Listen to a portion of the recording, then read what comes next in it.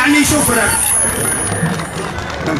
على الأغنية الأخرانية في المازية. فنان تجيري ويل سلطان قيس النوق وديمشن وقيس الفان قالوا على نازيرية جمرة ومعاها نجوم مرحتها تبروري بان لبستها حجرة السلطان مشيتها تحلف مشيت يا غزلان. وشكرا.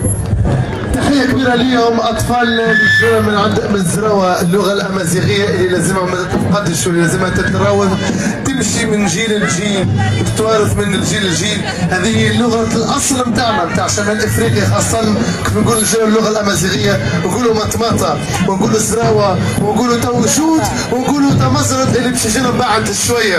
شكرا لكم، يعطيكم ألف صحة. الفقرة الموالية بتكون مع مجموعة الشحفة من توشوت وتمزرت بثقافة جديدة ورؤية جديدة. شكرا لكم.